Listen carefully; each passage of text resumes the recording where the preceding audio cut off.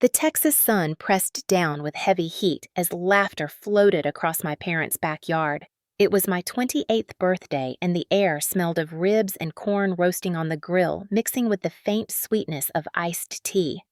Red and white checkered cloths covered picnic tables, and balloons swayed lazily in the warm breeze. My father Frank stood near the smoker with a beer in hand, his military posture never fading even at family gatherings. My mother Evelyn fussed over the plates, reminding everyone that Laura, my older sister, had bought the expensive steak sizzling near the flames. Children ran between the tables, chasing bubbles, their giggles ringing out against the buzz of cicadas. For a brief moment, it felt like the kind of day families are supposed to treasure. I sat with my cousin Mark at the far end of the bench, Lily beside me with a cupcake clutched in her small hands. Her frosting-stained smile made me laugh. I leaned down, kissed her forehead, and thought maybe for once we will get through a family celebration without drama. Mark asked about my students and lesson plans. I answered with pride, letting my guard down. That was the exact second Laura's voice sliced through the air. Bite. The word was sharp, cold, unmistakable. My stomach dropped. Before I could even rise, her German shepherd launched forward, muscles coiled like a spring, jaws open in a blur of fur and teeth. The sound came first, a guttural growl that froze me. Then the impact. Teeth crushed into my calf pain, tearing upward in a shock so violent I screamed. The scream was not human. It was raw survival, ripping through the backyard and shattering the laughter. Plates crashed, glasses broke, children shrieked and ran. Lily's tiny voice wailed "Mommy" as her cupcake fell from her hands.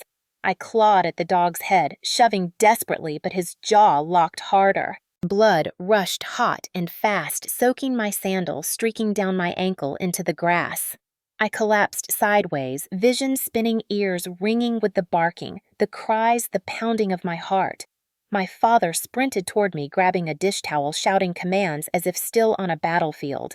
My mother's voice broke through in sobs as she shouted at the 911 dispatcher. Around me, relatives froze. A few lifted their phones, filming. One whispered, "Maybe Rachel provoked it." Another murmured dogs react when threatened. The sting of their doubt cut as deep as the dog's teeth. My father yanked at the shepherd's collar, shouting heel off his strength, finally forcing the jaws open. Agony flared as teeth ripped free. Blood poured, drenching the towel, turning white fabric red in seconds. I gasped, curling inward, clutching my leg, but through the blur of pain, I searched for the face that had set this in motion. Laura! She stood perfectly still by the picnic table blazer, immaculate despite the Texas heat hair tucked calmly behind her ear. She did not rush forward, did not cry out. Instead, her lips curved into a smile. Cold, deliberate, calculated. A smile that told me this was never an accident. "Why, Laura, why would you do this?" I rasped, my throat raw. She tilted her head, eyes glinting silent satisfaction radiating from her like heat off asphalt. The shepherd snarled, straining against my father's grip drool and my blood dripping from his mouth. The scent of iron mixed with barbecue smoke until my stomach heaved. The balloons above swayed as if mocking me bright against the nightmare unraveling below. Lily's face pressed to the window, her palms beating against the glass, tears streaking down. My little girl's terrified eyes burned into me, and shame, heavier than pain, crashed over me. On my birthday in front of my child, my sister had commanded destruction. Neighbors rushed in, gasping. One voice cut through. I heard her. She said, "Bite." Relief flickered, but then whispers spread fast. Maybe Rachel startled the dog. Maybe she imagined it. Maybe jealousy poisoned her view. Their voices coiled tighter than the dog's jaws, smothering me with humiliation. I lay bleeding, trembling, my father shouting for more towels, my mother sobbing into the phone, relatives filming while doubt gnawed at the truth. And Laura. She stood tall, arms crossed, watching me writhe. Betrayal glistened in her eyes like victory. On the day meant to celebrate my life, my sister had chosen to ruin it. The towel pressed against my bleeding leg was already soaked through my father's hands, turning crimson as he tried to keep the flow contained, but his face remained hard with soldiers' discipline barking at anyone nearby to grab another cloth, another roll of paper towels, anything to slow the flood. My body trembled, every pulse in my veins, a stab of agony, but worse than the physical pain was the sight of relatives frozen in confusion, their eyes darting between me and Laura as if unsure who was telling the truth. My mother's voice rose sharp against the summer air as she sobbed into the phone, repeating over and over that her daughter had been attacked. Yet almost in the same breath, she muttered to a cousin that maybe I had startled the dog. That single crack of doubt lodged in my chest, more vicious than any fang. Laura stood only a few feet away, arms crossed, her expression serene as though she were the only calm figure in the chaos. When my Aunt Margaret shouted, "What is wrong with you, Laura? How could you do that?" Laura simply tilted her chin and answered with practiced poise. "Rachel must have moved too fast." Zeus only reacted. The words spread through the crowd like a toxin. My Uncle Frank tried to calm Margaret by muttering that maybe no one had seen clearly. Maybe the sun and the noise had confused us all. His hesitation lit a spark of division, and within seconds, whispers began to weave into doubt. Did Rachel provoke him? Did she kick the dog? Families turn on themselves in seconds when fear clouds judgment, and mine was no exception. The disbelief cut deep because this was my birthday, my family, and yet instead of uniting against violence, they turned their suspicion on me. My calf throbbed pain radiating up to my hip, but my ears focused on every poisoned whisper. Mark crouched beside me, pressing a fresh towel into my father's hands, his face pale but determined. He glanced at Laura with fury and hissed, "You told him to bite, I heard it, we all did." But his voice was drowned out by others muttering, "Maybe he imagined it." The sharpest blow came when my own mother knelt beside me, one hand trembling on my arm, and said, "Rachel, stop moving. Stop exaggerating. We will sort this out." Exaggerating. My body bled into the dirt, my skin shredded my child screaming from behind glass, and my mother chose words that implied drama, not disaster. Laura's lips quirked as though she had planted the doubt herself, and maybe she had, for this was the power she had always held, bending truth until people questioned their own eyes. Evelyn shouted into the phone again, "Yes, ambulance, hurry," but then whispered to another cousin, "Maybe Rachel upset him." The contradiction made me dizzy. My father snapped Evelyn, "Stop talking like that," but his voice carried the weary edge of a man battling not just blood loss, but disbelief in his own household. The neighbors crowded closer, Mrs. Peterson gripping the fence with white knuckles, her voice breaking. "I heard it," she said. "Bite, I will swear it." Relief surged for a moment, but then another neighbor shook his head and said dogs can react. Maybe no one meant harm. Their indecision splintered the fragile truth into fragments, each opinion slicing my trust in the people who had raised me. My leg pulsed warmth spilling through the towels, my vision swimming, and I whispered to myself, "Do not faint. Do not let them twist this while you cannot speak." Laura took a slow step closer, her heels sinking slightly into the grass, her eyes locked on me. She spoke with calm clarity. Rachel always had a flair for dramatics. Everyone knows she exaggerates. Look at her now, making a scene on her birthday. Gasps rippled through the relatives, some siding with her because her tone was so measured compared to my gasping cries. Humiliation scorched me hotter than the Texas sun. In front of family, friends, and neighbors, I was painted not as victim but as performer, my blood dismissed as theater. My father roared enough, holding the shepherd down with both arms, muscles trembling, the dog still snarling, teeth dripping. He demanded someone bring rope, anything to restrain the animal. Yet even as he fought the beast, eyes still flicked toward me with uncertainty poisoned by Laura's composure. My daughter's cries from inside pierced my ears, and I turned my head, catching her desperate eyes pressed against the window pane, her little fists pounding glass. That sight, more than blood, more than doubt carved into me. What would she remember? Would she remember her mother as a victim no one believed? The thought ignited fury under my fear, a spark that would grow in the days ahead. Laura's calm mask slipped just for a moment as she leaned down her whisper, cutting only for me. Maybe they will believe you. Maybe they will not. Either way, you are finished. My stomach twisted, but my jaw clenched because beneath her triumph I felt the first stirrings of resolve. The sound of sirens finally drew near a piercing wail slicing through the noise of family accusations.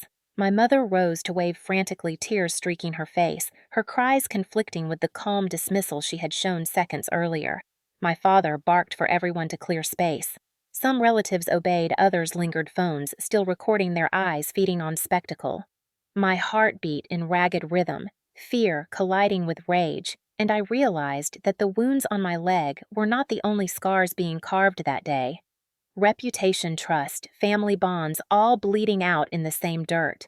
And above it all, Laura's steady voice repeated again for the crowd. Rachel overreacts, she always has. My body ached. My calf shredded, my hands shaking, but inside me a vow took root. If no one else would hold her accountable, I would. 3 days before my 28th birthday, I stood in Laura's guest room helping her fold blouses into neat squares, her luggage spread open on the bed, the scent of her expensive perfume lingering in the air. She had gone upstairs to take a phone call, her heels clicking against the hardwood, her voice muffled but sharp through the ceiling. I bent to pick up my sweater from the chair and brushed against her tote bag. It tipped, spilling files and a sleek black USB drive onto the carpet. I reached for it instinctively, meaning only to place it back, but my eyes froze when I saw the small white label on the side, Lily written in Laura's handwriting. My daughter's name. My pulse quickened as if someone had snapped a rubber band against my chest. Why would Laura have a USB labeled with my 6-year-old daughter's name? My fingers trembled as I slipped it into my pocket, a decision that felt both reckless and necessary. I told myself I would glance at it, return it, never mention it. But dread gnawed at me even as I smiled stiffly when Laura returned, waving off her question about why I looked pale. That night, after Lily fell asleep and my husband showered, I sat at my desk, the glow of my laptop painting shadows on the wall. I plugged the USB in, my breath shallow. A folder appeared titled Special Moments. My stomach lurched as I clicked open the first video. Laura sat on a couch, her voice low, whispering into Lily's ear. The words were soft, almost playful, but my skin prickled with unease. She told my daughter they had secrets that no one else should know, that special time with Aunt Laura was different, that Mommy did not need to understand. At the end, she kissed Lily's head, a gesture that might have seemed affectionate if not for the calculated look in her eyes. My hands shook so violently I nearly dropped the laptop. I slammed it shut, heart-hammering nausea twisting in my gut. Was I imagining this? Was she playing some silly game? But the smile on her face was too deliberate, too staged. The next morning I tried to tell my mother. Evelyn listened with arms crossed, her voice infuriatingly calm. Rachel, you are too sensitive. Laura adores Lily. She buys her gifts. She helps with babysitting. Do not invent problems. Her dismissal cut me sharper than a knife because it planted the old familiar doubt Laura had watered for years. Maybe I was jealous of her money, her career, her endless praise from our parents. Maybe I was twisting things. But that night, as I tucked Lily into bed, she whispered that she did not want Aunt Laura to babysit anymore. I pressed her gently, but she rolled to the wall, refusing to speak. My throat tightened. The unease grew claws. In the following days, I noticed new toys I never remembered buying. Dolls Laura claimed she had gifted clothes that appeared in Lily's drawers without explanation. Each item felt like an intrusion. Twice I caught Lily clutching those toys with unease, her small fingers tight, her eyes avoiding mine.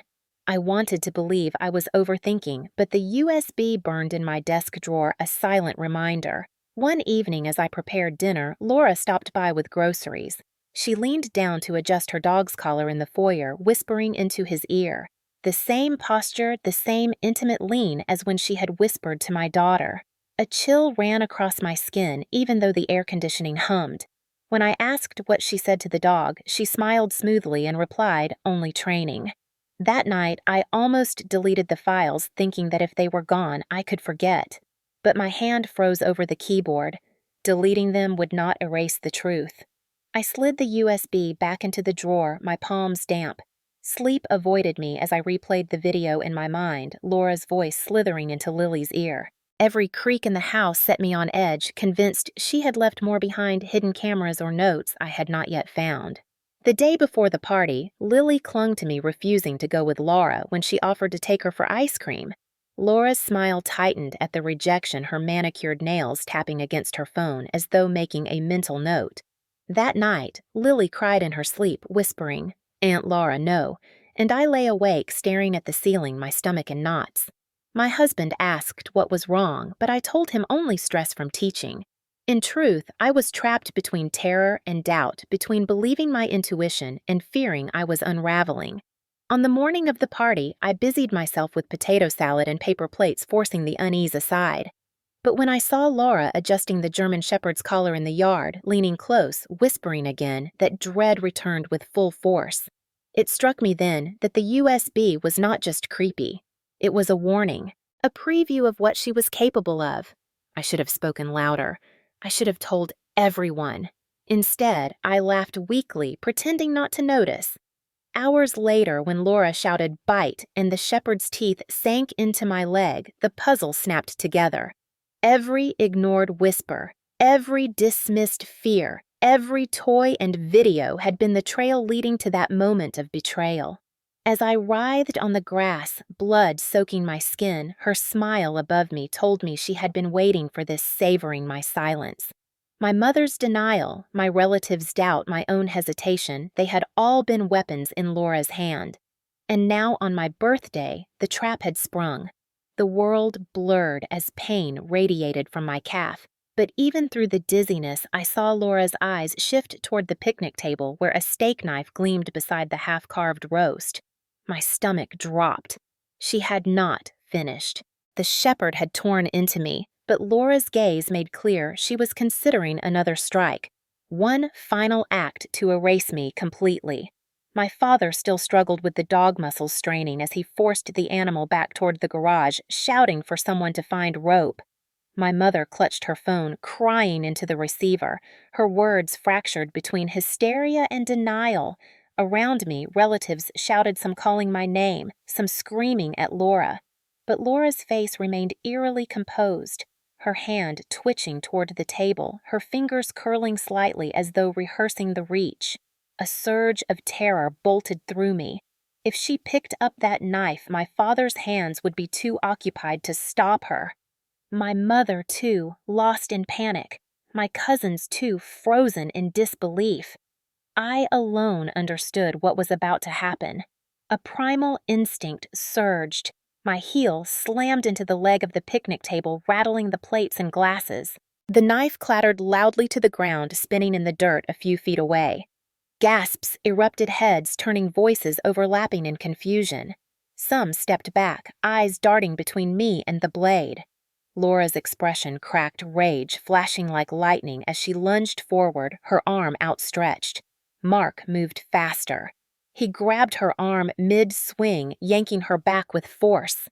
She shrieked a guttural sound that bore no resemblance to the polished attorney persona she wore in courtrooms. The yard descended into chaos. My Aunt Margaret screamed, "Restrain her." My uncle joined Mark, both of them forcing Laura down into the grass as she kicked and clawed, spitting accusations that I was lying, that I had orchestrated everything to destroy her. Her voice tore through the summer air, shrill and venomous. Neighbors at the fence exchanged horrified looks, one man declaring he saw her go for the knife, another nodding, promising to testify. I forced myself onto one elbow, vision swimming throat dry, but I shouted, "Stop her! Do not let her touch it!" My words cracked, but carried. Mark pinned her wrists, his face pale with fury, his voice shaking as he said, "I saw it!" I stopped her. Laura writhed beneath his grip, her hair wild, her blazer streaked with grass stains, her calm mask shredded at last. My father dragged the shepherd into the garage, slamming the door, his chest heaving, sweat pouring down his temples. The dog's muffled growls mixed with Laura's screams, a duet of menace that turned the yard into a nightmare stage. My mother knelt beside me again, her face blotched with tears, whispering, "Stay with me, Rachel. Do not pass out." But behind her words, I caught the hesitation, the flicker of uncertainty whether to protect me or defend the daughter she had always favored. That hesitation pierced deeper than the wound on my leg. Neighbors called out they would testify. Some relatives shouted at Laura, others at me, the division slicing through what had once been family unity. My body shook pain, throbbing with every beat of my heart, but I locked eyes with Laura. Pinned in the grass, her chest heaving. Her eyes blazed with something beyond anger. She spat words meant only for me. "You think you are safe, but this is only the beginning." A shiver cut through me cold despite the Texas heat. My mind replayed the image of her hand reaching for the knife. The inevitability of it, how close I had come to ending under that summer sun with my daughter watching through the glass. Sirens wailed louder. Red and blue lights flashing against the chain-link fence as police and paramedics burst through the gate. Officers shouted for space hands hovering over holsters, eyes darting between me bleeding in the grass and Laura thrashing against Mark's hold. Paramedics pushed a stretcher, their calm voices stark against the chaos, assuring me they would handle the wound. Yet even as they knelt, pressing gauze against the punctures, my focus locked on Laura. She screamed at the officers that she was the victim, that I was unstable, that the family had been manipulated. Her voice carried authority, the rhythm of someone who had twisted narratives her entire career. For a heartbeat, fear flickered that they might believe her. But the neighbors shouted over her voices firm, recounting what they had seen. One declared, "I heard her order the dog, I saw her reach for the knife." Another added, "We will swear it in court." The officers' faces hardened. They cuffed Laura's wrists despite her thrashing. The sight should have calmed me, but relief was jagged hollow. Because even as the steel clicked shut around her, she fixed her eyes on me, hatred burning and mouthed words that chilled me more than blood loss. "This is not over!" The paramedics lifted me onto the stretcher straps, clicking into place. My leg pulsed fire beneath layers of gauze, my hands trembling. As they wheeled me past the cluster of relatives, I caught their eyes, some filled with pity, others with suspicion, all fractured by what they had witnessed.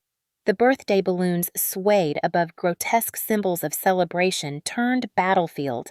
My daughter's face pressed against the glass again, tears streaking down, whispering, "Mommy." My throat tightened as I whispered back through cracked lips, "I am here, baby. I am here."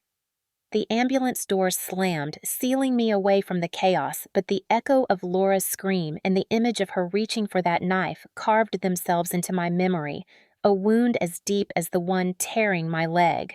The sirens still echoed in my ears long after the ambulance doors closed, the chaos of my parents' backyard fading into a blur of flashing lights and shouts. The paramedic pressed gauze against my calf, his steady voice urging me to breathe slowly. But no amount of calm words could quiet the storm inside me. I had been mauled in front of my family, my daughter had watched in horror, and my sister had smiled as though she had accomplished something. At the hospital, the fluorescent lights burned into my skull as doctors stitched the ragged wounds. Every needle prick sent fire through my nerves, but worse was the humiliation simmering beneath the pain. Nurses whispered, their eyes sliding toward the police officers stationed outside my room. I caught fragments of their words, family dog attack sisters command, unstable household. I clenched my jaw, wishing I could erase the whispers, but I knew the story was already spreading. By the next morning, my phone buzzed non-stop. A shaky clip had hit social media, filmed by a cousin who had thought recording was more important than helping. The video showed me screaming blood streaking down my leg and Laura's sharp voice delivering the order. But even with evidence, comments online split in half. Some wrote, "She's dangerous, lock her up." Others accused me of provoking it, of exaggerating, of staging drama to ruin Laura's career. My stomach twisted as I scrolled each line a fresh wound. The principal at my school called 2 days later. His voice was heavy with discomfort as he explained that due to the publicity and seriousness of the accusations, the district had decided to place me on administrative leave until further notice. "It is not a punishment," he said quickly, "but for the safety of the children, we have to appear impartial." His words crushed me. Teaching had been my life, the one identity I carried with pride. Now, stripped away in an instant because of Laura's violence, I felt hollow.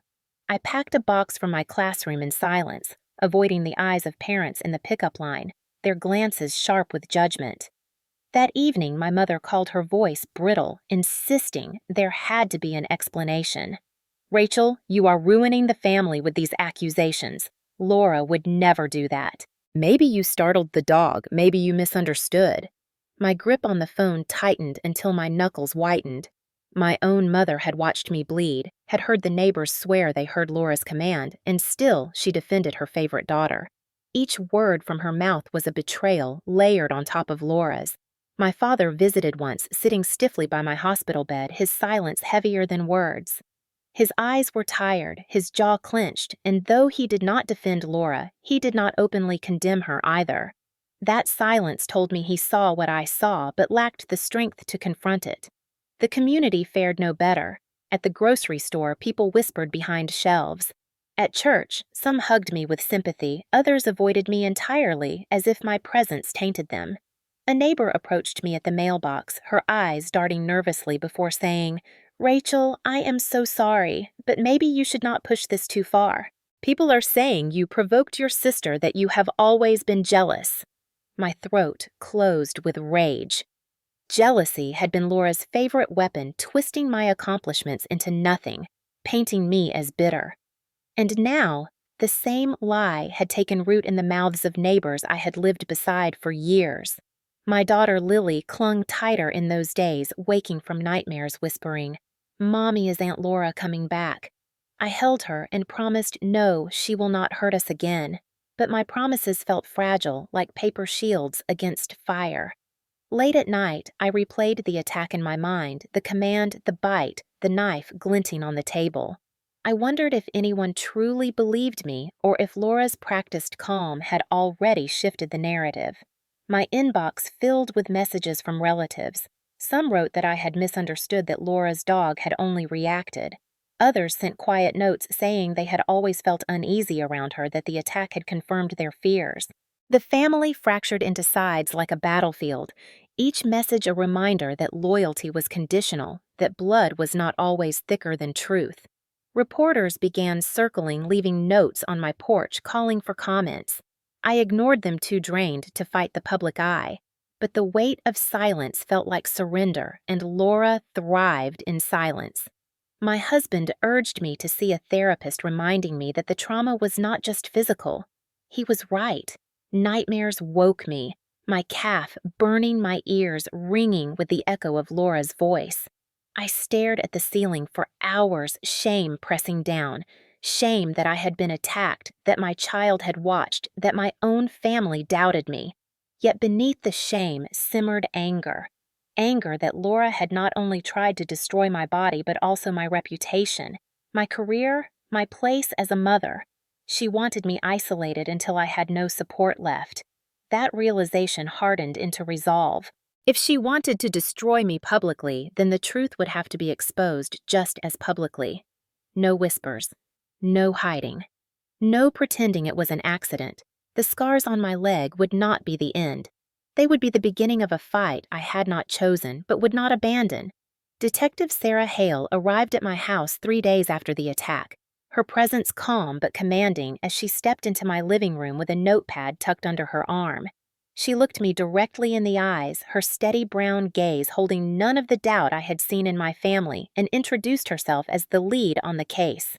I felt a fragile thread of relief as she explained she had already interviewed neighbors and reviewed the shaky video from the barbecue. Then she asked if there was anything else I had not shared with the officers that night. My throat tightened. For a moment I hesitated, my hand hovering over the drawer in my desk. But then I pulled out the black USB drive, the label Lily glaring at me like a warning. I handed it to her, my fingers trembling. She studied it, then nodded, promising to have it analyzed. Hours later, she called back, her voice firm but tinged with urgency. The drive contained multiple files. The metadata showed they were created on nights Laura had babysat Lily. Nothing was tampered with. My heart lurched. The paranoia I had tried to dismiss was undeniable truth. Detective Hale asked to meet at the station the next morning. My husband drove me, my leg stiff and bandaged pain radiating with each movement. Inside a gray-walled room, she laid out photographs and documents retrieved after a search warrant on Laura's laptop. Typed notes in Laura's precise font described strategies to discredit me as a mother. Lines leapt out at me. Document Rachel losing temper with Lily. Create file of unsafe environment. Present to court if needed. My stomach churned as I scanned each page. Laura had been constructing a legal strategy against me, turning motherhood into ammunition, her skills as a lawyer sharpened not for clients but for destroying me. This is not all, Detective Hale said quietly. She slid another folder across the table, this one filled with receipts. These are from a storage facility registered under your sister's name. We executed a warrant this morning. My chest tightened as she spread out photographs. A small twin bed made with Disney princess sheets. Shelves lined with stuffed animals. Plastic bins labeled with Lily's name, each containing clothes I recognized, even Lily's favorite purple jacket I had assumed was lost at school. My hand gripped the edge of the table to keep from collapsing. She was building a room for her. My whisper broke into the silence, horror settling deep in my bones. Hale nodded grimly, and possibly preparing for something more. She showed me preschool drawings of Lily that had been stored in that unit drawings that could only have been taken directly from our home. Tears blurred my vision. My daughter's innocence had been stolen piece by piece, hidden away in a rented cell. Cameras at the storage facility had captured Laura visiting weekly carrying bags. Metadata from her laptop matched the dates she accessed photos of Lily. It was meticulous, a puzzle only now assembled. This is beyond sibling rivalry, Hale said. This is calculated grooming and an attempt to construct a false narrative that you are unfit. My stomach knotted. I told her about Lily's reluctance to be with Laura, the new toys. I did not recognize the whispers of Aunt Laura gnome. Every detail became another piece of evidence. My husband sat stiffly beside me, his jaw clenched, his eyes glassy with rage. How do we stop her from ever coming near Lily again? He demanded. Hale assured us that a no-contact order was already in motion, but she warned it would not be quick. Your sister knows the system. She will fight. That night I could not sleep. Every creak in the house made me bolt upright, convinced Laura had planted more cameras. We searched every room, every closet, but the emptiness felt worse. The next week, Hale called again. Forensics had retrieved deleted files from Laura's hard drive.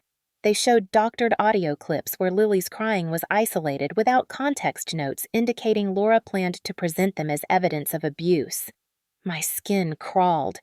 The manipulation was so ruthless, I wondered if she had ever loved me at all. Meanwhile, rumors spread through the neighborhood. Some said I exaggerated. Others claimed they had seen Laura act strangely with children before. Social media buzzed with clips of the barbecue. Laura's command audible, my scream following.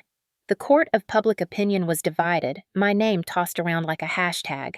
Through it all, Lily clung to me tighter, asking when she could go outside without being scared. I promised her we were safe, but doubt gnawed at me. The image of that storage unit haunted me most. The bed waiting, the toys arranged, the jacket stolen, the drawings pinned on the wall. It was a grotesque imitation of a bedroom, a shrine to possession evidence of a future Laura had been preparing. Hale ended one meeting with words that chilled me further. This case is going to widen. She was too organized for this to be limited to just you.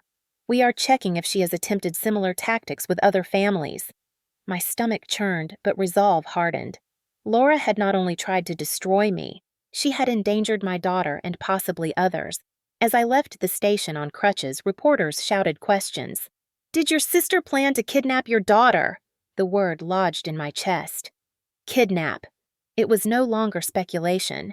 It was evidence in receipts and a bedroom built in secret. The investigation had peeled away Laura's mask, exposing not a sister or attorney, but a predator cloaked in family ties. The world I thought I knew crumbled, yet amid the rubble, a flicker of determination lit. She had underestimated me. She believed doubt would silence me, but the evidence now screamed louder than her lies. The scars on my leg would fade, but the scars of betrayal would fuel the fight ahead. The investigation should have united my family, but instead it ripped us further apart. As Detective Hale gathered evidence and prepared the case, Laura moved quickly with her own weapons. A thick envelope arrived at my doorstep one evening, the letterhead of a law firm bold across the top. My hands shook as I opened it. Laura had filed a civil suit against me for defamation, accusing me of fabricating evidence out of jealousy and bitterness. The letter described me as unstable, manipulative, and unfit to be a mother. Reading it felt like drowning in cold water. She was using her career, her training, to bury me beneath legal jargon and paper. My husband slammed his fist against the counter, shouting, "She is trying to crush you before the truth reaches court." But his anger could not erase the fear coursing through me. My phone lit up with messages from relatives. Some cousins told me I needed to stop making a spectacle, that Laura was embarrassed enough and I should not drag this further. Others wrote at night quietly admitting they had always felt uneasy around her, that they believed me, but they would not testify publicly. Their silence stung almost as much as the open attacks. My mother was the loudest in Laura's defense. Evelyn called daily, her voice sharp, accusing me of tearing the family apart. She repeated like a mantra that Laura would never harm Lily, that I had misunderstood, that the police were exaggerating. Each time I tried to explain about the USB or the storage unit, she cut me off, saying, "You are twisting everything because you resent your sister's success." The words pierced me, not because they were true, but because they proved how far she was willing to go to protect Laura, even against undeniable evidence. My father stayed silent, his face a wall whenever I asked if he believed me. His silence hurt more than my mother's words, because it told me he saw what I saw but lacked the courage to confront it. The family group chats disintegrated into arguments, relatives choosing sides like a civil war fought with texts and whispers. At the grocery store, I overheard neighbors debating whether I was exaggerating, whether I had staged the evidence. A few avoided me altogether, crossing aisles to escape my presence. Others offered awkward smiles, sympathy laced with doubt. I felt like a defendant long before stepping into an actual courtroom. The pressure mounted until my chest ached with constant anxiety. Sleep came in fragments, nightmares of Laura's voice shouting "bite," jolting me awake. Lily cried in her sleep, whispering, "Aunt Laura, no," and I gathered her in my arms, swearing she would never face her again. Yet even as I promised, I feared the legal machinery Laura had set in motion. At school, my colleagues kept their distance, their voices hushed in the lounge. The suspension weighed on me like a brand. Without my classroom, without my students, I felt stripped of purpose. Therapy became a lifeline. At my first session, I poured out everything: the attack, the USB, the lawsuit, the whispers of betrayal. The therapist listened silently, then told me, "You are not paranoid. You are traumatized, and that is a very different thing." Her words steadied me, gave me the courage to face the storm. Meanwhile, Laura appeared at community events, her arm in a sling from where Mark had restrained her. Her face polished, her words dripping with calm indignation. She told anyone who would listen that I had invented the attack, that her dog had only reacted, that I was unstable. Some believed her, swayed by her confidence, by the veneer of success she carried. Others whispered that the evidence piling up against her was too strong to ignore. The division deepened. Every day felt like a battle to hold on to my sanity, my reputation, my daughter. Yet amid the chaos, I began to fight back in small ways. I documented everything, kept a journal of conversations, saved screenshots of messages, organized evidence like a teacher preparing lesson plans. I refused to be buried in silence. Laura wanted me isolated, but instead her attacks sharpened my resolve. I would not only survive her assault, I would expose her in front of the same community where she had tried to paint me as unstable. She thought her control was absolute, but she underestimated one thing: the strength that comes when a mother decides she will no longer be silenced. The courthouse smelled faintly of disinfectant and old wood, the kind of scent that clung to walls where lives were dismantled and reassembled in the name of justice. I sat at the plaintiff's table, my legs stiff beneath the skirt I had chosen carefully to hide the scarred calf that still throbbed with memory. My heart pounded as I glanced at the gallery where Lily sat between my husband and a counselor provided by the court, her small hands folded tightly in her lap. her wide eyes watching everything. Across from me, Laura entered in a tailored suit, her hair sleek, her posture perfect, her face composed into the mask of confidence she had always worn. She carried herself like an attorney stepping into her domain, not a defendant facing ruin. When her gaze met mine, a cold smile flickered at the corner of her lips.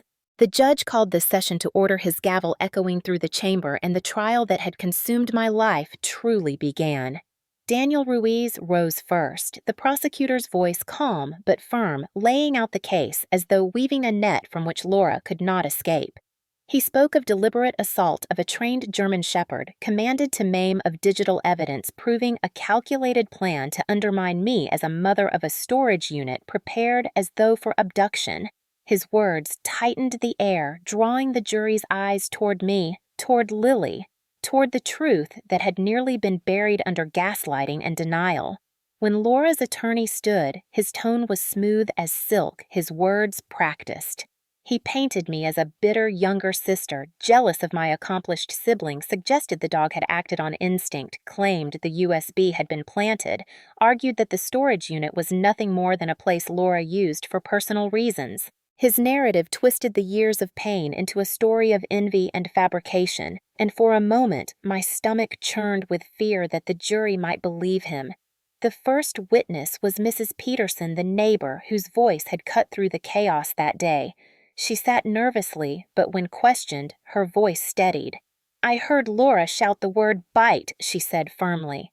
"I saw the dog launch at Rachel." Her eyes flashed as she looked at Laura and repeated she gave that order. Laura's attorney tried to rattle her, suggesting the noise of the grill or chatter might have confused her, but Mrs. Peterson held fast. "I know what I heard. I know what I saw." Other neighbors followed, each recounting their perspective, their words weaving a consistent thread of testimony that cut through Laura's polished denial. Then Ruiz presented the video, projecting it on a large screen. The room went silent as the grainy footage played my figure at the picnic table. Laura's sharp command audible, the dog lunging my body, toppling, blood streaking even in low-quality pixels. Jurors leaned forward, watching Laura's mouth form the unmistakable word, "bite." My chest tightened, reliving it, but I refused to look away. Laura's attorney objected, arguing the video lacked clarity, but the judge overruled him. "This is not imagination," Ruiz said firmly. "This is deliberate." When the storage unit evidence came next, photographs filled the screen. The Disney princess sheets, the neatly lined dolls, the bins labeled with Lily's name, her jacket folded inside her preschool drawings taped on the wall. Gasps rippled through the gallery, some jurors shifting uncomfortably, others narrowing their eyes at Laura. Ruiz read aloud the receipt signed in her name, dated months before the attack. Surveillance footage showed her visiting weekly hauling bags. Laura's attorney argued the unit was for donations, that labeling items with Lily's name was coincidence, but Ruiz countered with fingerprint analysis every surface covered in Laura's prints. "Coincidence does not explain stolen jackets, toothbrushes, and drawings," he said. I bit my lip until it bled, tears threatening, as pieces of my daughter's life were displayed like trophies in a crime scene. Ruiz then called my cousin Mark, the man who had grabbed Laura when she lunged for the knife. His voice shook as he described the moment, how he saw her reach, how he stopped her.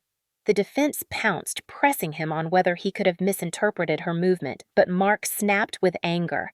She was going for that knife.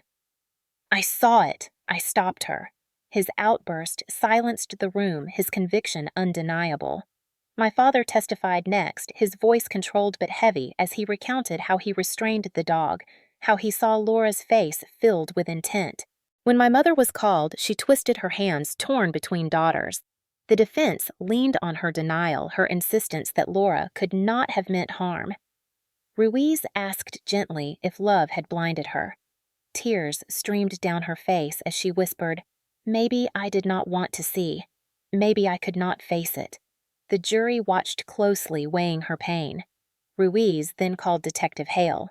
Calm and precise, she explained the metadata, how the files on the USB matched nights Laura babysat, how deleted notes on her laptop detailed plans to paint me as abusive, how doctored audio clips had been recovered, how the storage unit contained stolen possessions and evidence of intent. Jurors scribbled furiously, their expressions hardening. Each layer of testimony built the mountain higher, each fact chipping away at Laura's mask. But I knew the most dangerous moment was still ahead, when Laura herself would take the stand. When Laura finally took the stand, the courtroom seemed to hold its breath. She smoothed her skirt, adjusted her blazer, and lifted her chin with the same poise that had carried her through years of trials as a lawyer. Her voice was steady, her tone confident, every word chosen carefully. She described me as unstable, a younger sister who had resented her since childhood. She insisted the USB had been planted, that I had manipulated the files to frame her. She claimed the storage unit was used to keep personal donations for charity, nothing more. She pointed to my suspension from school as proof that I was not fit to care for children, that I had fabricated a story to cover my own failures. Listening to her, I felt the old familiar tug of her manipulation, the insidious way she could twist words until even lies sounded polished. For a moment, I felt the jury might believe her. But then Ruiz rose for cross-examination.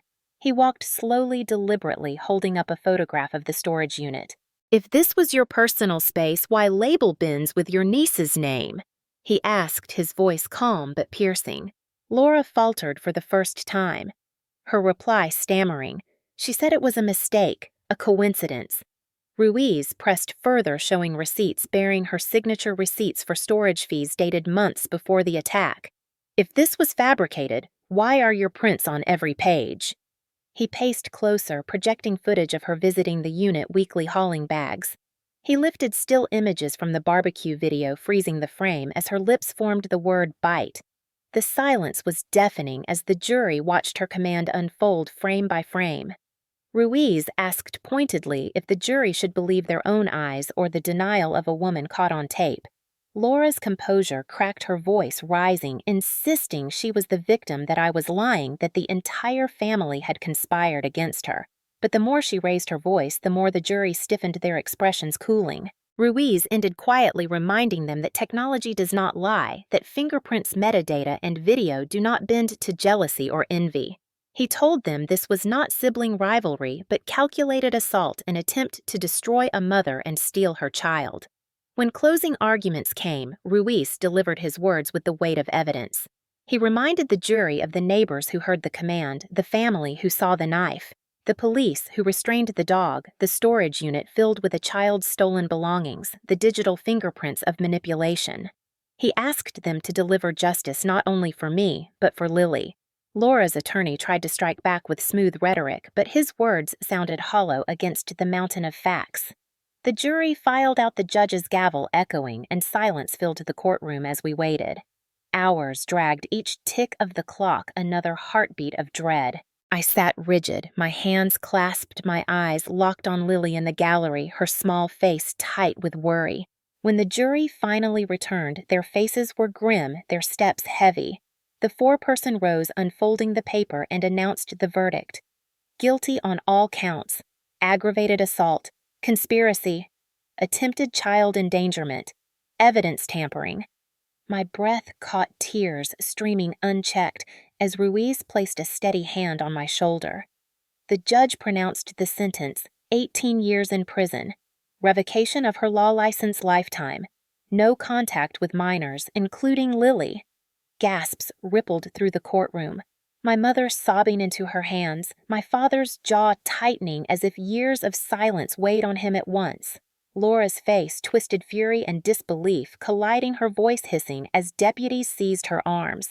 "This is not over!" She spat, her eyes locked on me, but the clink of handcuffs drowned her words. Relief surged so hard I nearly collapsed, my daughter's arms wrapping around my waist, her voice whispering, "Mommy, are we safe now?" And for the first time in months, I answered with certainty, "Yes, baby, we are safe." The courtroom emptied slowly, reporters swarming outside, but I did not care. Justice had spoken. Laura was led away, her mask of control shattered, and those scars burned on my leg, and deeper scars marked my heart. The weight of truth finally pressed heavier than her lies. When the verdict settled into the silence of my mind, It felt less like triumph and more like the end of a storm that had ripped through every part of my life, leaving wreckage scattered across the landscape of family and memory. In the days after the sentencing reporters camped outside my home, eager for quotes, but I stayed inside with Lily shutting the curtains against the flash of cameras. The house smelled faintly of antiseptic from the bandages on my leg, a constant reminder of the bite that had started everything. Healing was not instant. Each morning I limped through the house, my calf stiff and tender, the scar puckered and angry. Lily watched with wide eyes, sometimes reaching out to touch my leg before asking in a whisper, "Does it still hurt, Mommy?" I nodded, telling her yes, but it is healing, and slowly she seemed to accept that scars did not mean weakness, they meant survival. Therapy sessions became part of our routine. Twice a week, my husband and I drove Lily to a child specialist who used art and play to guide her through memories too heavy for words. At first, she only drew dark scribbles, her small hands pressing so hard the crayons broke. But weeks later, she painted a picture of our family standing together in front of a house holding hands, the sun shining overhead. It was not perfect, but it was a glimpse of healing. I began therapy as well, speaking aloud fears I had kept buried for years, admitting that ignoring my instincts had allowed Laura to get too close. The therapist reminded me that I was not paranoid, I was traumatized, and that distinction freed me from the shame I had carried. My husband and I attended joint sessions rebuilding trust not only in each other, but in our own judgment. We made rules clear and strict. No one outside of us would ever have unsupervised time with Lily. Some relatives complained, accusing us of overreacting, but I no longer cared. Safety came first. We installed cameras in every corner of the house, not from paranoia, but from necessity each month, sweeping the rooms with detectors to ensure no hidden devices lingered. Lily even helped giggling when the scanner beeped harmlessly. It became part of her reclaiming power. My father stood by my side in practical ways, driving me to medical appointments, repairing the backyard fence where chaos had unfolded as though fixing wood could patch the fractures in our family. My mother remained tangled in grief and denial. She cried during supervised visits, apologizing for calling me paranoid, insisting she had only wanted to believe Laura was good. I listened but held my boundaries. Trust would not be rebuilt overnight, not after years of being dismissed. Still, I allowed small steps because healing meant more than punishment. It meant choosing which bonds to preserve and which to release. Work eventually called. The district lifted my suspension quietly, apologizing for doubting me. Walking back into my classroom was both terrifying and empowering. My students cheered some, hugging me tightly, their joy reminding me why I had fought so hard. Colleagues whispered in the lounge, unsure how to approach me, but I learned to let the stares slide away. Outside of work, the whispers in the community faded as other scandals took their place, but I knew the scar of reputation would always linger. Strangers might always remember me as the teacher whose sister had tried to destroy her. Yet I refused to let that define me. I spoke openly at parent meetings, urging them to trust their instincts, to listen to their children, to never dismiss unease as paranoia. Some parents cried, others thanked me, and in those moments my pain felt purposeful. Lily flourished slowly, joining an art class painting flowers, and houses filling our fridge with colors instead of darkness.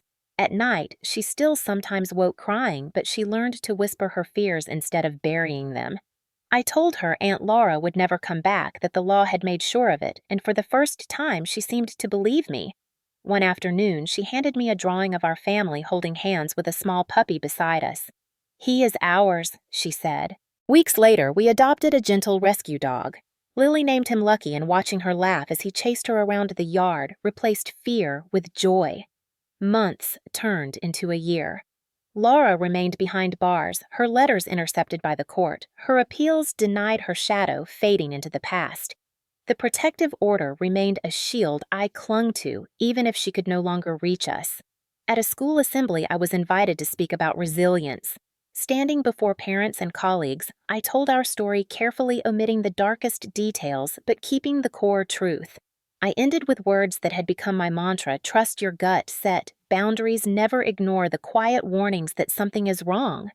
Applause filled the hall, but what mattered most was the relief I saw in the eyes of those who realized they were not alone. At home, life was not perfect, but it was ours. Dinner at the table, laughter during movie nights, Lily running in the yard with Lucky chasing her. Sometimes she stopped, looked up at me, and asked, "Are we safe, Mommy?" Each time I answered with conviction, "Yes, sweetheart, we are safe." One evening, she handed me another drawing, this one showing our family holding hands, Lucky at our feet, and a bright sun overhead. At the bottom, she had written in shaky letters, "Home is safe." Tears blurred my vision as I taped it to the fridge. That simple phrase was worth more than any verdict or court order. It was proof that healing, though jagged and slow, was real. The day I stood in front of the parent-teacher group at my school, the auditorium lights warm against my skin, I realized the scars on my leg were no longer just reminders of pain, but symbols of survival. I told the gathered parents about boundaries, about listening to the quiet warnings that something is wrong, about how ignoring instincts nearly cost me my life and almost stole my daughter. The room was silent as I spoke, some nodding, others wiping away tears, and when I ended with the words, "Always trust your gut, even if the people dismissing you share your blood," the applause that followed was not for me alone, but for the lesson carved from betrayal. Outside the auditorium, the air was cool, the Texas evening sky painted pink, and Lily ran toward me clutching her sketchbook. She opened it to show a new drawing, our family standing together. Lucky at our feet, the sun blazing overhead, and in bold letters she had written "Safe with Mommy." I knelt hugging her tightly, the scent of crayons still clinging to the paper, and whispered, "You are right, sweetheart, safe at last." Life did not return to what it had been before it became something new. Trust with my mother remained fragile, built brick by brick through supervised visits where she admitted her blindness, where she tried to apologize for years of favoritism. I accepted her words with caution, no longer desperate for her approval, choosing instead to define my worth through my own strength. My father became more open, telling me he was proud of how I had fought, even confessing that his silence during the early days had been the weight of denial he could no longer carry. Slowly, he shifted from stoic veteran to protective father again, a change that meant more than words could say. The house filled with laughter more often. Movie nights where Lily curled against me, her giggles rising above the soundtrack. Lucky curled at her feet, his presence transforming fear of dogs into trust. Sometimes I caught her whispering secrets to him in the yard, her hair catching the sunlight, and I thought how close she had come to losing that innocence forever. At work, I poured myself into teaching with renewed purpose. Each math lesson and storybook reading carried a deeper gratitude, knowing how fragile life can be. Parents thanked me quietly, some admitting my story had made them pay more attention to subtle signs in their own homes. The scar on my leg ached sometimes when the weather changed, a reminder that healing was never linear. On darker nights, I still heard Laura's voice echoing "bite" in my dreams, but therapy gave me the tools to wake, breathe, and release it. When the nightmares came, I reminded myself that she was behind bars, that justice had been spoken, that she no longer had the power to rewrite my story. The community eventually moved on, whispers fading into background noise, but I chose not to hide. I spoke at assemblies, joined panels about resilience, and allowed my wounds to become words that might shield others. The lesson I carried was simple but sharp. Never dismiss the uneasy feeling in your chest, never ignore the instincts that whisper danger, even when love and loyalty try to silence them. My birthday returned the following year, quieter, simpler. A cake baked at home. Lily singing loudly, Lucky's tail thumping against the floor. There were no balloons in the yard, no red and white checkered cloths, but the absence of spectacle felt like peace. When Lily blew out the candles, she turned to me and said, "Make a wish, Mommy." I smiled and told her I already had it. Safety, truth, and the freedom to live without fear. That night, as the sun set over Austin, I sat on the porch, the air warm, the cicadas humming, and thought about how far we had come. Laura's voice might echo in memories, but it no longer defined me. The scars still burned when I touched them, but they no longer felt like chains, they felt like proof. Proof that I had survived betrayal. Proof that I had fought back. Proof that I had chosen not only justice, but healing. When neighbors passed, they waved again, tentative but kinder, and though I knew some would always remember me as the teacher whose sister tried to ruin her, I chose to define myself differently. I was the mother who protected her child, the woman who refused to be silenced, the survivor who turned scars into strength. And as Lily curled beside me on the porch, lucky at her feet, the stars beginning to prick the sky, I whispered words she would carry with her as she grew. Home is safe because we make it safe. Boundaries protect us. Truth defends us. And no one, not even family, has the right to destroy us. If you have followed me through this entire journey, then you already know this story was not just about a scar on my leg or about a courtroom battle. It was about what happens when the very people you trust the most, the ones who share your blood, can also be the ones who wound you the deepest. And it was about how healing is never quiet, never instant, and never something we achieve alone. That is why I want to speak directly to you now, especially those of you who may have lived through family betrayal, control, or violence of any kind. You are not alone. I know what it feels like to question your own reality because everyone around you tells you that you are exaggerating, that you are too sensitive, that you are imagining things. I know what it feels like to wake in the middle of the night with a memory replaying like a broken record, wondering if the scars inside will ever stop burning. And I know what it feels like to look at your child or your loved ones and promise them safety while secretly wondering if you can really keep that promise. But here is the truth that carried me even when your voice shakes. Even when you feel like no one believes you, the truth has power. It does not vanish because people deny it. It does not weaken because someone more polished or powerful tries to drown it out. It waits for the moment you decide to stand tall, to gather your evidence, to speak with clarity, and to refuse to be silenced. For those of you who are parents or grandparents listening to this, please take this story as a reminder. Always listen when a child says they are uncomfortable. Always pay attention to that quiet hesitation in their voice or the way they pull back when someone gets too close. I ignored Lily's whispers for too long because I doubted myself. I told myself I was being paranoid. I listened to my mother dismiss me, and I let her words plant doubt. If I had trusted Lily sooner, if I had trusted myself sooner, maybe the scars on my leg would not exist today. Do not wait for blood on the ground before you act on your instincts. To those who know what it means to have a toxic sibling, a cruel parent, or a manipulative spouse, I want you to hear this clearly. Family is not defined by blood alone. Family is defined by love, by safety, by trust. If someone who shares your last name uses that tie to control, to belittle, or to harm, then you have every right to set boundaries, to walk away, to protect yourself. That does not make you weak. That does not make you disloyal. That makes you brave.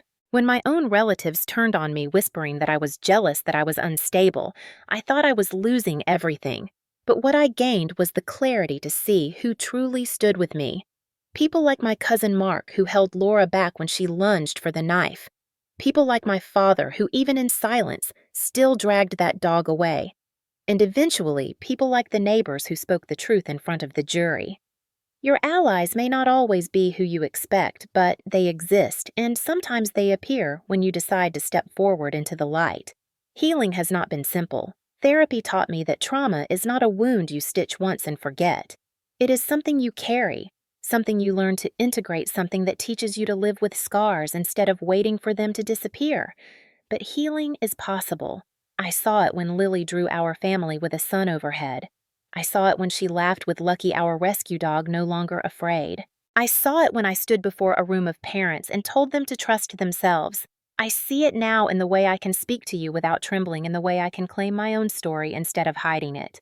That is why I want you to ask yourself tonight, what warnings have you ignored? What instincts have you silenced because someone told you that you were overreacting? Where have you allowed doubt to override the truth in your gut? And more importantly, what would happen if you decided today to trust yourself fully? For some of you, that might mean confronting a relative who has manipulated you for years. For others, it might mean reaching out for help from a therapist, a friend, or even law enforcement. And for many, it might simply mean admitting to yourself that what you feel is real and deserves to be respected. Do not wait for a courtroom to validate your pain. Do not wait for scars to prove your suffering. Start by trusting your own voice. I will tell you, this life after betrayal is not easy, but it is brighter than life spent in silence. The scars on my leg still ache when storms roll through Austin, but they no longer remind me of fear. They remind me of the day I survived, the day I chose to fight, the day I proved to myself that I was stronger than the lies surrounding me. And each time my daughter asks, "Are we safe?" I can answer with truth. Yes, sweetheart, we are safe because I learned to fight for us.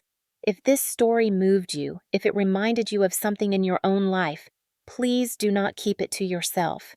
Share it with others who might need to hear it.